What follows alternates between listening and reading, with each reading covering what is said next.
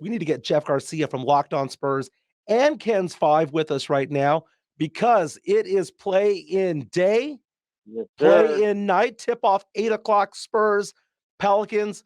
Yeah.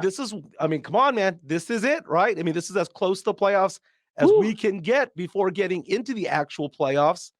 But going into tonight's game, I am super confident in this Spurs team. Yeah, me too. You and I were talking about this last night. I said, you know what? I think the Spurs are going to win this game by 3 points. I think it's going to be a close game. Yeah. But I think the Spurs have enough firepower. I'm right there with you. And thanks. By the way, kudos to you. You put a Michael Jordan flu game for me for Locked On Spurs yesterday, which is going to come out in about an hour with Jimenez here. But yeah, this is it. This is it. They understand the assignment. Win or go home. Simple as that. They packed for 4 games. They're thinking they're going beyond tonight's game versus the Pelicans. I think they're going to get beyond the Pelicans tonight. The path is clear. You know, a Clippers team that they could theoretically challenge. You know, had it been Minnesota, maybe it would have been different. But it is ready. It is here. I think it's going to be a close game. I have it Spurs winning by 5 tonight. They've won 2 of the regular season games out in New Orleans, so they've proven they can beat New Orleans. They already tried out a New Orleans team with Brandon Ingram and CJ McCollum, so they're familiar with that combo. No Zion Williamson. That's pretty good for the Spurs. All in all, everything seems to be lining up for them, Jimenez. And I look at this Spurs team, and if, this is a young team, they're hungry, they're confident. This is the first time, though, Michael, we talked about this yesterday, that they're not going to have training wheels on. They're not going to have DeMar DeRozan to roll the ball out to in a play-in game, or Patty Mills or Rudy Gay. This is all on them now. So let's see how they step up to the plate. Most definitely. And, you take a look at some of these guys. This right now, I asked Spurs fans this question on Twitter earlier this week to grade this team. And it's kind of hard to grade this team because you can come at it from a glass half full perspective or a glass half empty. The half empty is that this is the worst Spurs record since 1997-98. Yeah. Right? It's been 25 years. You can also look at it and say the Spurs are under 500 and would never have made a play-in tournament or made the playoffs because that didn't exist a few years ago. Right. But the glass half full is that the Spurs finished strong. The Spurs have draft capital in the sense that they traded Derek White away for a first rounder, Thad Young away for a first rounder, traded Bryn Forbes away for some second rounders. And because of that and the cap space the Spurs have, and the Spurs got an all-star in DeJounte Murray, Keldon Johnson is now the real deal. He's followed up his gold medal performance coming on in and is now showing that he can be a 20-point per game scorer, average 17 for the season, but since the all-star break has been right around 20. There's a lot of positives going on with this team, and you take a look at tonight's game, I'm looking at what it takes to make the playoffs. On the road against New Orleans, winnable game. On the road against the Clippers, very winnable game. To me right now, what stands out is 2 things. Is DeJounte Murray healthy again? He was sick, missed 4 games because of an illness, came back for the last game of the season against the Mavericks, did not look good. He struggled a little bit. Is he healthy? Is he back to normal? He lost some weight because of that illness. Yep. The second thing I'm looking at is, can the Spurs stay out of foul trouble? I think if DeJounte plays well and the Spurs don't get into foul trouble, I think the Spurs have a really legit chance of winning tonight. And they have to watch out for Jonas Valanciunas. I think if any player on that Pelicans roster that put a little fear in me is the big man. It's CJ, historically he just wrecked San Antonio ever since his Portland days. BI, is Brandon Ingram. But it's actually Valanciunas that poses the biggest problem for the Spurs. If Pirtle gets into foul trouble, it could be a long night in the paint. You got to look to Zach Collins. You have to look to a Jock Landale. To a certain degree, maybe Vassell's length can bother him. In my opinion, it's Valanciunas that I think they really need to watch out for. He has the most rebounds per game against the Spurs in their 4 games matchup. Yeah, Valanciunas. It's actually him who's scoring the most against the Spurs in 4 games this past regular season. Valanciunas is a very unusual guy because he is a 7-footer. So you would Mm-hmm. think that he'd want to pound it down low, but he's not Yeah. that guy necessarily. He Yeah. likes to hang Nope. around the perimeter. This Yep. season averaged 18 points per game, a 36% shooter from three. That's Mm-hmm. that's respectable, right? Yep. Especially from a big guy.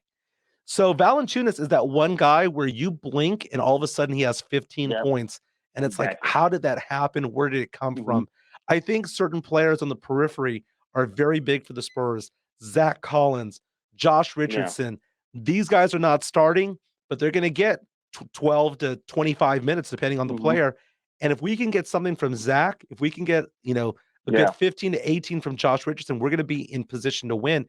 But this is a perfect setup for the Spurs because It is. they win, they have a chance to make the playoffs, a play-in Yep. game again against the Clippers. Mm-hmm. They lose, Spurs have a 1 in 5 chance of Yeah. making or winning the lottery, moving into the top Yeah. 4. It's win-win. It's win-win for the Spurs. If I guess the only bad situation is if they make the playoffs because it impacts the draft positioning. But yeah, looking at tonight's matchup though, the size of the Pelicans is going to be an issue. Aside from Valanciunas, there's Jackson Hayes. Another big man they can throw out there. Here's Brandon Ingram with his length and his ability to take stretch bigs out of the court. All in all, it's going to be a close game for a reason because these teams are pretty much evenly matched. In the regular season, the Spurs averaged 113 points per game against the Pelicans. Pelicans averaged 109 against the Spurs. Pelicans shot 33% from the three line. Spurs shot 35% against the Pelicans in 4 games. This is going to be a very, very evenly matched game. Could come down to the wire. One thing I am watching out for is the Spurs team. I know, Michael, they had a great second half, all things considered. Played better on the road, record-wise. They had a 4-game win streak, great. But one common thread that lasted throughout the entire season was their lack of just basically go full-on break a team's back. We didn't really see that much of that type of mentality from this team. We saw that in a few games to close out the season. They just take their foot off the gas pedal, and they let these teams come back, where Pop has to take a quick timeout within seconds at the start of a period. I fear that might happen. But no, this first team has a solid chance to advancing in the play-in tournament. Other things that I'm looking at here, Jeff. By the way, we're talking to Jeff Garcia from Locked On Spurs and Ken's 5. Follow him also on Twitter. Also, follow his podcast, Locked On Spurs, on Spotify. That's how I listen. So you're going to be on in a few minutes. I will be. 60% of my voice will be on in a few minutes. Yeah. But things that we're not talking about that probably should be talked about. This could be Becky Hammond's last game as assistant coach for the Spurs. Yep. And Greg Popovich, this could be his last game too. You never know. Yep. He has not extended his contract out. We don't know if he's going to come back or not. But it's one of those things that we're not going to know until the time comes. But it's just so weird to look at all the different things that are going on. And it's exciting times because, you see Keldon Johnson, the way that he's talking right now about how he wants to pack for 4 games. These guys want to win. They're not trying to get into position for draft position. That's a different thing, right? Yeah. Players don't tank. But the thing about it is that I take a look at some of these players and I get excited because I think I've said this before, the Spurs any NBA team needs to have 3-star players. We have one in DeJounte Murray. Now it's looking more and more like we have one with Keldon Johnson. There are positive things to build on. That's why I'm more optimistic about what happened this season than pessimistic. But there's a lot of dynamics going on. Could be the end of Pop today. It could be the start of something beautiful for this team. A lot is riding on this game.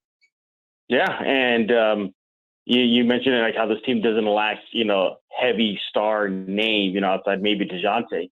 That's why they have to take a all hands on deck approach tonight. Everybody's gonna have to chip in. Somebody asked me the other day, "Hey, who's your X factor for this game?" I'm like, everybody's gonna have to step up because if Lonnie's not cooking off that bench, well, the Spurs lose some punch out there. If Devin's not being Devin, if DeJounte's having a bad game, as you mentioned, to close out the regular season, things can go south pretty fast. Now, the good news is that the Spurs shown that they can play well without DeJounte Murray. So if for some reason he's not going tonight, well, Trey Jones has been playing admirably when Murray was out. Vassell has been playing good. Walker, I would like to see him get going tonight. If he's a guy that I'm looking at. Also, Josh Richardson. I think he might be the biggest X factor if you're going to give an X factor label to for this Spurs team tonight, because I like him a lot. Yeah, he has that dog in him. He's not afraid to talk some smack on that court. He's aggressive. He can hit the three. He can do a lot of everything on both ends of the court. He's going to really be relied upon tonight out in New Orleans. All in all, it should make for a great game. Oh, man. What's the Vegas line? Vegas line has New Orleans by 5, right? Last I saw was 4.5. Last I saw 4.5. So, Kielbasa Bacon phone lines, by the way, are open at 656 ESPN. We have EJ on the line. Wants to talk about the Spurs' chances. Oh, give me 1 second here. EJ, you there? Oh, sorry about that. Hey, well, I'll keep talking to you there. A little bit of a difficulty here. My bad. All right. Hey, so like you mentioned, okay, we have EJ on the line now. EJ, what's going on, EJ? Well, the way it works, like I said, EJ, you there? I guess he's not. Let's get back to Jeff Garcia from Locked On Spurs and Ken's 5. My bad on that. You mentioned Josh Richardson. I want to wrap up with Josh Richardson talk real quick. Josh Richardson, you said that he has the dog in him. Mm-hmm. That is the best way to describe him, because back in the day, the Spurs had players like Mario Ellie. Oh, man, they had Mario. Players like Steven Jackson. Yeah, they had Jerome Kersey. And it's so funny that the Spurs have that in Josh Richardson, because normally when you have a young team like that, you don't have this type of guy that's there. Usually it's a veteran that's like in their 30s. But Josh Richardson's like 28. He's still a young guy out there, but he plays a role. He appears and he looks older. He seems a lot more wiser on the court than some of his younger contemporaries out there. It's so funny. He's not that much older. But this is a guy that a lot of people said when the Spurs got him from the Celtics, just flip him for a first, flip him for another first. And I'm like, no. You extend this guy. He's got one more season left on contract. I want to see Josh Richardson, re-upped. Sure, and especially too, if for some reason Lonnie doesn't come back, if he gets an offer he can't refuse from another team, and Spurs don't want to match, you pretty much got another plug and play player at that spot with Jay Rich. But I just really like his game. Such a calming force, and he's the type of guy to do like unorthodox things. Yesterday in practice before they left to New Orleans, he was laughing. And they asked him, like, "What are you laughing at?" He goes, "Oh, I was at the free throw line with Zach Collins singing Christmas carols, because Zach Collins hates it when I sing Christmas carols while he's shooting free throws." Nice. Why did he do that? Because he wanted him to get ready for distractions. Yes. So little things like that, even encouraging Primo to talk trash on the court. See, that's the kind of player you need on this roster. And I'm glad he's with the Spurs wearing that silver and black. But some positive trends heading into the game after the All-Star break. The Spurs 3-point attempts shot up, so that's good. It's a three-year die, pretty much, the league. Free throw attempts spiked after the post All-Star break. Spurs went to the line 25 times per game. Yeah, that's how bad it was pre-All-Star break. So those are some trends you like to see going. Another trend too is both teams didn't exit the regular season on a good note. Spurs lost 3 in a row. Pelicans lost 2 in a row. So there's a little common footing there. It's going to be an evenly balanced fight tonight, and may the best team win. Big game. That is Jeff Garcia from Ken's 5 and Locked On Spurs. Again, tip-off is at 8:30 on ESPN. How about that? The Spurs get a nationally televised game. Team, man. Took 83 games, but we finally have one. Looking at the line right now, the Spurs are favored to lose tonight by 5.5 points. Jeff Garcia has a 5-point victory for the Spurs. I have a 3-point victory for the Spurs. Again, tip-off at 8:30 on ESPN. Jeff, thanks for being on with us today. Anytime, brother. Talk to you soon. Appreciate it, my man.